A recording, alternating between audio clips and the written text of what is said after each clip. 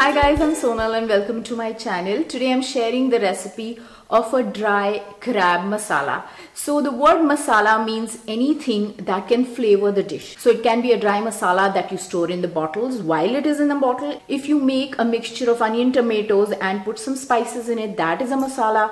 If you make a gravy, then it's not a masala, it's called a curry. And a lot of times when there's little bit of water in the dish, you still can call it masala. So it's a little complicated, or it's a very broad term. So as a non-Indian, you might get confused. But general rule is that when it's not really runny and curry like, then it's a masala. You can call it a masala and try to sound authentic. So I'm making an absolutely dry crab masala. This is not supposed to be eaten with rice or chapati. It's more like a starter or a side dish. So let's go ahead and watch the recipe. Before that, let me remind you, if you like the video, you need to click the like button, subscribe to my channel and click the notification bell which is right next to the subscribe button. Also share this recipe with your friends and family. It really helps me. So let's go ahead and watch the recipe. So this is the washed crab that I've put in the water and kept. I have washed and cleaned it and cut it into 2 pieces. I have a large wok here to which I have added 3 tablespoons of coconut oil, 2 tablespoons of chopped onions. You can add more onions, but since on keto we want to cut that down. 1 tablespoon of ginger and garlic paste, and I'm going to fry this in the oil. So about for a minute or so I'm going to fry this, and I've added half a teaspoon of turmeric powder and 1 tablespoon of chili powder. Again, chili powders you can add as much as you like. And now we've thrown our crabs in and we're just going to saute this. These are mud crabs that I have used. You can use whichever crabs you like, but in India these are the most popular ones and we consider them the most tasty. Add about half a teaspoon to 3/4 teaspoon of salt as per your taste. These are the crab claws.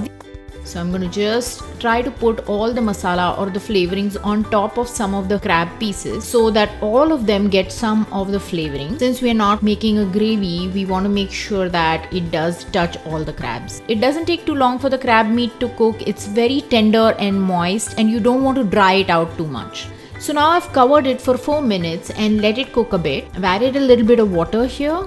And now you can see that the color has changed because the crabs are almost cooked. I'm going to add some more masala. So this is some black pepper powder. I've added 1 teaspoon of that. You can add less. You can add 3/4 teaspoon or so. This is 1 teaspoon of garam masala. If you don't eat as spicy, you can cut down on any of these quantities.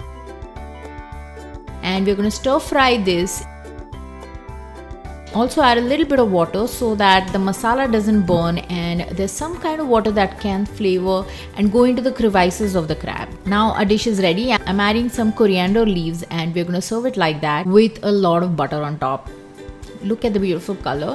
A quick, simple recipe. If you can get your crabs cleaned by the fishmonger, then it's so much easier. But since these are mud crabs, I prefer to clean them. We use an old toothbrush to scrub it because sometimes there's some mud or muck that is stuck to the crab. So this is 1 tablespoon of butter and you can add some more when you're serving it. And time and again you can see me trying to take some of the masala and put it inside the body of the crab. So sprinkle some lemon juice and serve this. This is a starter, so you don't really need anything to go with this.